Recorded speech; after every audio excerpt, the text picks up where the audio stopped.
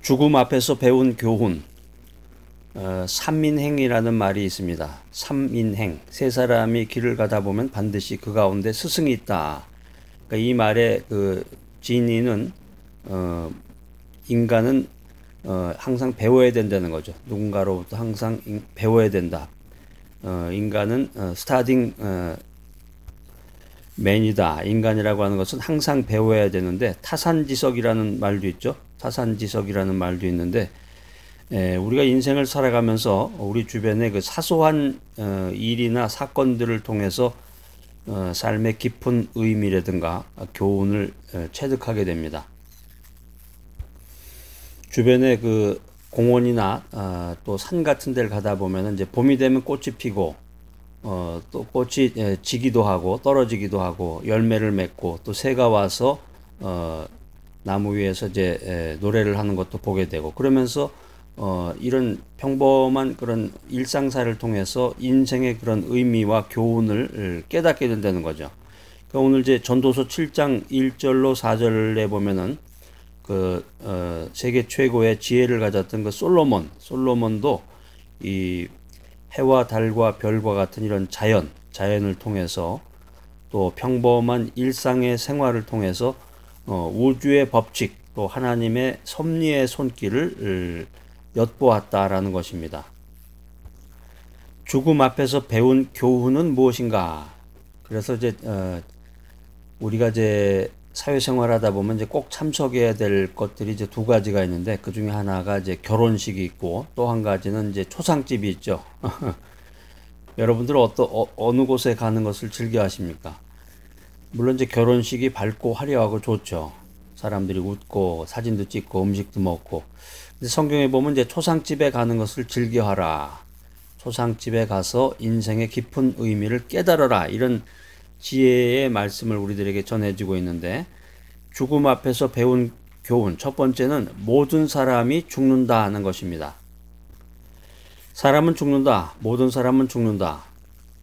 그래서 신문이나 뉴스 같은 것도 보면은 TV 뉴스도 보면은 유명한 영화 배우도 죽었다고 뉴스에 나오고 어떤 국회의원 아주 그냥 쟁쟁한 권력을 가졌던 국회의원도 죽었다. 나이가 들으니까 죽었다.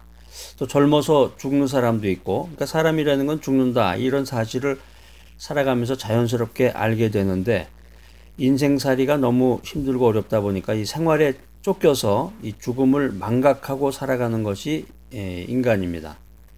또 더 나아가서 하나님을 떠난 사람들, 하나님 없이, 믿음 없이 살아가는 이 교만한 사람들은 자기 자신이 영원히 살 것처럼 그런 착각을 가지고 인생을 살기도 해요. 그래서 병원에 가서 이제 암 선고를 받으면 그 분노, 뚜껑이 열린다고 그러잖아요. 왜 내가 죽어? 내가 뭔 잘못을 했어? 하면서 이제 그런 이야기를 하게 되는데 인생은 죽는단 말이에요. 한 번은 죽게 돼 있는 건데 그래서 현명한 사람이 되기 위해서는 초상집에 가는 것을 즐겨야 되는데 초상집에 가보면은 인생의 죽음이라고 하는 것이 누구에게나 공평히 찾아오는구나.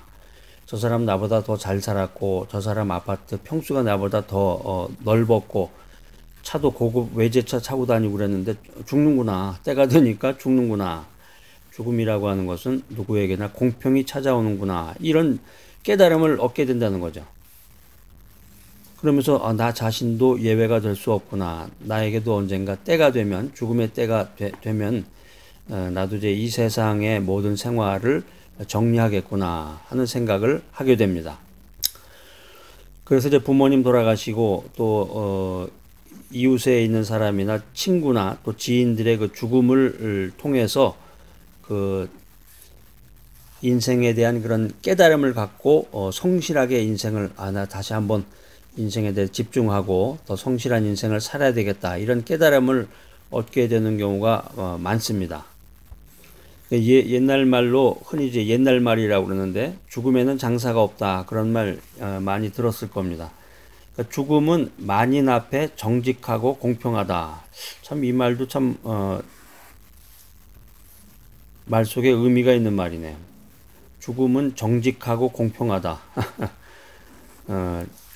죽음이라고 하는 것이 죽음이 뇌물을 주고 말을 잘하고 잘 구슬리면은 나를 피해가는 것이 아니라 죽음은 정직하다는 거죠. 정한 날이 되면 죽는다. 그리고 정한 날이 되면 누구나 죽는다. 죽음은 정직하고 공평하다. 죽음은 필연적이다. 죽음은 반드시 온다 하는 것입니다.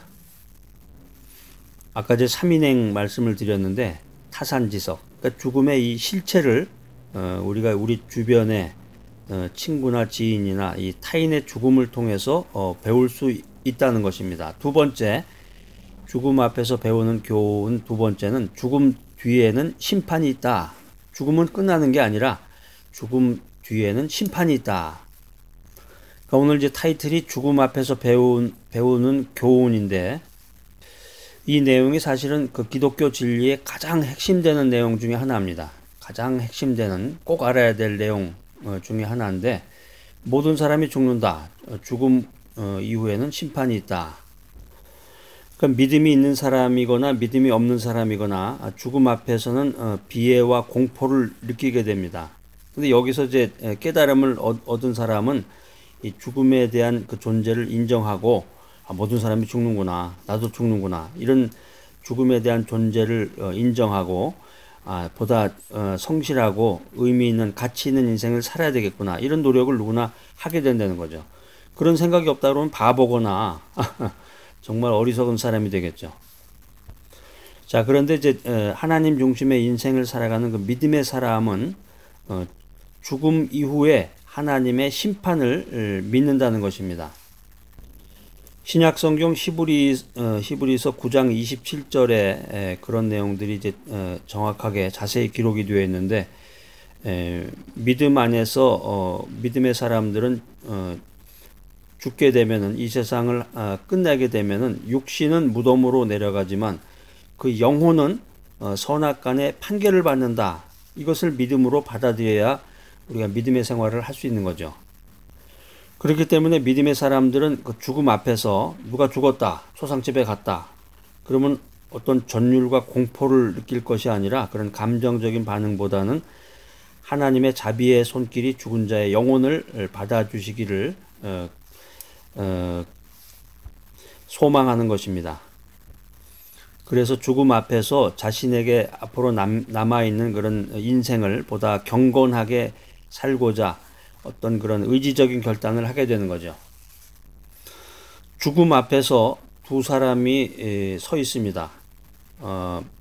불신자와 믿음을 가진 사람인데 하나님을 떠난 사람은 이 죽음 앞에서, 인간의 죽음 앞에서 단순히 어떤 생성과 소멸, 출생과 죽음이라고 하는 이런 자연 법칙에 대한 교훈만을 받습니다. 죽는구나, 갔구나, 떠났구나. 그렇지만 믿음의 사람들은 죽음이 끝이 아니라 삶의 시작이로구나, 이런 지혜를 갖는다는 것이죠. 자, 오늘 이 메시지 들으시는 여러분은 어떻습니까? 죽었다는 말을 돌아가셨다라는 말도 표현을 해요. 예전에, 요즘은 이제 많이 사용을 안 하는데 돌아가셨습니다. 그러니까 자기 고향으로 다시 돌아갔다는 거죠. 굉장히 그 말이 굉장히 깊은 의미가 있는 말인데, 사람이 죽었다, 죽었구나, 태어났다가 죽었구나, 이렇게만 생각할 게 아니라 죽었구나, 심판이 있겠구나, 이런 귀한 믿음을 갖는 여러분이 되시기 바랍니다. 죽음 앞에서 배운 교훈 첫 번째는 뭐였나요? 굉장히 중요한 그 진리의 말씀인데 오늘 여러분들 짧은 시간을 통해서 그 철학서 몇 권을 자세히 통독하는 거나 마찬가지예요. 첫 번째, 죽음 앞에서 배운 교훈 첫 번째는 모든 사람은 죽는다. 죽음은 만인 앞에서 정직하고 공평하다. 이런 말씀을 드렸고, 두 번째는 죽음 뒤에는 심판이 있다. 단순히 생성과 소멸, 출생과 죽음이라고 하는 그런 자연 법칙만을 교훈받는 것이 아니라 죽음 뒤에는 심판이 있다. 또 세 번째, 천국에 대한 소망입니다. 영생과 천국에 대한 소망. 오늘 전도서 7장 1절에 보면 아주 기가 막힌 말이 나옵니다. 출생보다 죽음이 더 낫다. 이게 굉장히 철학적인 말인데요. 출생보다는 죽음이 더 낫다.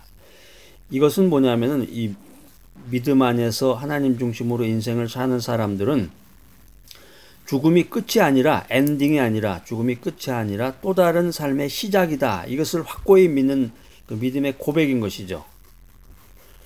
자, 그러니까 예수님을 믿고 하나님 중심의 인생을 살아가는 사람들에게 있어서는 이 죽음이라는 것이 단순히 그 육체적인 종말이 아니라는 것입니다. 육체적인 종말이 아니라 천국의 소망과 아주 긴밀하게 연관이 되어 있다는 것입니다. 천국 소망과 긴밀하게 연관이 되어 있다. 예, 잠언 14장 32절 말씀, 잠언 14장 32절 말씀 한번 이렇게 적어 놓으셨다가 여러분 한번 성경을 또 이렇게 찾아서 밑줄도 그시고 거기다가 이제 자기의 그 느낌이라든가 은혜 받은 내용을 이렇게 좀 깨알 같은 글씨로 이렇게 좀 써 놓으셔야 돼. 그냥 멍하니 그냥 그 말씀만 이렇게 듣다가 보면은 많이 들으면 또 이렇게 그 말씀이 쌓이기도 하는데 자꾸 자기가 할 수 있는 일을 찾아야 되겠죠. 자, 그래서 인생에서의 그 죽음, 오늘 특별히 전도서 7장 1절로 4절에서 말하는 그 죽음에 대한 정의는 정말 그 여러분들이 그 시중에 나가서 그 책방에 있는 그 철학서들보다 월등합니다. 거기에 그 있는 그 철학서들 100권 1000권보다 이 하나님의 말씀, 오늘 특별히 전도서 7장 1절로 4절에 있는 말씀이 엄청난 그 파워풀한 그 위력을 나타내는 그 진리의 말씀이라는 거죠. 그러니까 죽음이라고 하는 것은 한마디로 허무와 무의미가 아니라는 거죠. 허무하게 죽는다. 아무런 의미 없이 죽음을 맞이한다. 이런 게 아니라, 죽음이라는 게 이런 게 아니라 그 죽음이라고 하는 것은 소망스러운 새로운 삶의 시작이라는 거예요. 소망스러운 새로운 삶의 시작이다. 이거 아주 너무나 놀라운 말씀이네. 노트에다 이렇게 적어놔야 되겠네. 죽음이라는 것은 허무와 무의미의 결국이 아니라 소망스러운 새로운 삶의 시작이다. 여러분 그 믿음 생활하면서 이런 고백을 하게 되면은 인생이 달라질 것 같지 않아요? 새로운 인생, 야, 정말 어떤 자신감이 느껴지고 인생에 대해서 확고하게 주님을 의지하는 그런 마음을 갖게 되는데, 자, 그렇기 때문에 하나님 중심의 인생을 살아가는 사람들은 이 죽음 뒤편에 있는 그 신앙적인 비전을 통찰하게 된다는 것입니다. 자, 그래서 이런 맥락으로 사도 바울이 빌립보서 1장 23절에 죽는 것이 사는 것보다 낫다, 이제 이런 말씀을 했던 것인데, 구약성경 시편 116편 15절에도 보면 이런 말씀이 있습니다. 성도의 죽는 것을 여호와께서 귀중히 보시는도다. 그러니까 우리가 이 진리의 세계, 하나님 중심의 인생을 사는 사람들에게는 이 죽음이라고 하는 것이 이 보통 사람들하고 차원이 다른 아주 높은 가치의 그런 의미를 갖는다는 것입니다. 그렇기 때문에 믿음 안에서 사는 사람들은 이 죽음이라는 절망을 통해서 천국의 소망을 바라봐야 된다. 또 믿음 안에서 사는 사람들은 죽음의 고통을 통해서 새 하늘과 새 땅에서의 평강과 위로를 맛봐야 된다는 것입니다. 우리가 이제 하나님 앞에서 믿음을 갖고 사는 사람이라고 해도 죽지 않는 것이 아니라 이 땅에서 죽음의 시간이 다가옵니다. 그런데 죽음을 어떻게 받아들이느냐, 또 죽음에 대한 어떤 준비를 하느냐, 이게 중요한 거죠.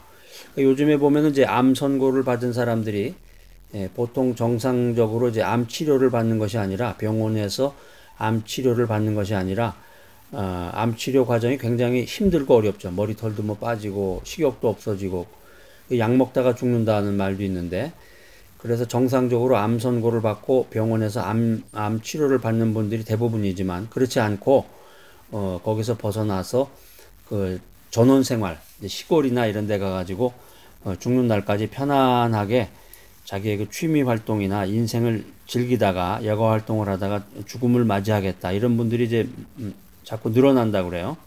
이건 뭐냐면은 죽음을 어떻게 받아들이느냐, 또 죽음에 대한 어떤 준비를 가지고 남아있는 생을 살아갈 것인가, 여기에 대해서 깨달음을 얻는 사람들이 늘어난다는 거죠. 인생 철학, 죽음 앞에서 배운 교훈은 무엇이냐, 오늘 이제 인생 철학에 대한 아주 깊은 내용인데 인생을 살면서 이 삶과 죽음의 문제는 하나님의 뜻에 달려 있다. 이것을 고백할 수 있어야 되겠습니다. 그래서 막연히 죽음에 대한 공포감을 가지고 살 것이 아니라 하나님 안에서 적극적으로 주님의 뜻에 순종하며 살아가는 것이 우리 믿는 사람들의 삶의 원리다라는 것입니다. 삶의 원리다. 인생을 살아가는 참된 지혜자는 죽음을 소망 가운데서 바라보고 그 죽음 뒤에 남겨질 아름다운 행적을 위해서 살아가는 사람이다. 여러분, 죽음 이후에는 어떤 흔적을 남기고 하늘나라로 가시겠습니까? 그러니까 이 세상에서의 최고의 가치는 하나님께 영광을 돌리는 것인데, 주님의 뜻을 이루고 주님께 영광 돌리는 그런 귀한 삶을 살아야 되겠는데, 그 중에 대표적인 것이 이제 복음을 전하는 것이죠. 복음 전파, 복음을 전하면서 또 성실한 인생을 살면서 특별히 복음을 전하는 귀한 분들, 복음을 전하는 하늘의 소명을 받고 주님의 복음을 전하는 사람들을 위해서 기도하고 그들을 돕고 또 물질적으로 그들의 생활을 편안하게 해주고 복음을 전하도록 안내해주는 그런 역할이 필요하다고 생각이 됩니다. 자, 오늘 죽음 앞에서 배운 교훈, 여러분들 분명한 교훈을 받으셨나요? 모든 사람은 죽는다. 또 죽음 이후에는 심판이 있다. 또 천국 소망을 마음에 품으라. 이 세 가지 교훈을 여러분 오늘 받으시고 오늘 멋지고 귀한 인생, 가치 있는 인생, 또 복음을 전하는 인생, 복음 전파자들을 돕는 귀한 인생, 이러한 인생을 사는 여러분 모두가 되시기를 간절히 바랍니다.